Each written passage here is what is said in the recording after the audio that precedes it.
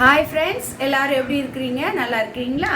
தானாக உயரும் வயது, விடாமல் துரத்தும் காலம், தடுக்க முடியாத நேரம், கடக்க துடிக்கும் இளமை, காலை தடுக்கும் சமுதாயம், தொட வேண்டிய லக்கு, இவைகள் அனைத்தும் நிறைந்தது தான் ஒரு போராட்டம்.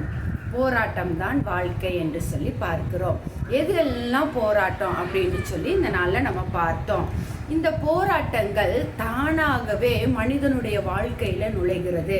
அது நம்ம விரும்பினாலும் சரி, விரும்பாவிட்டாலும் சரி, இவைகள் எல்லாம் நம்மை தொடர்ந்து கொண்டு வாழ்க்கையில் ஒரு போராட்டமாக வருகிறது.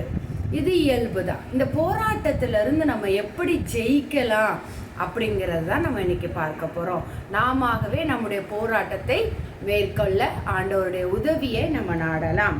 ஆண்டவருடைய உதவி இல்லாமல் நம்ம எந்த ஒரு வாழ்க்கையில் போராட்டத்தை நம்மளால் ஜெயிக்க முடியாது என்று சொல்லி பார்க்கிறோம்.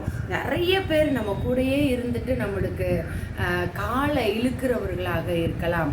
ஒரு உயர்வே இல்லையே, நான் தொட வேண்டிய லக்கு பெரியதாக இருக்கிறது, நான் என்ன பண்ண போகிறேன் வாழ்க்கையில், என் வாழ்க்கை ஃபுல்லாக போராட்டமாகவே முடிஞ்சிருமா அப்படிலாம் நீங்கள் யோசிக்கிறீங்கள.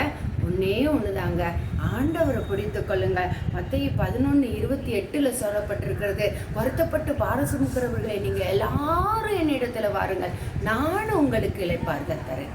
அப்போ இந்த வாழ்க்கை என்கிற இந்த போராட்டத்தில் ஆண்டவருடைய உதவியோடு நம்ம இந்த வாழ்க்கையை கடக்க, இந்த போராட்டத்தை மேற்கொள்ள, போராட்டத்தை நம்முடைய வாழ்க்கையில் ஆதிக்கம் செய்யாமல் தடுப்பதற்கு வேற ஒன்றுமே கிடையாதுங்க.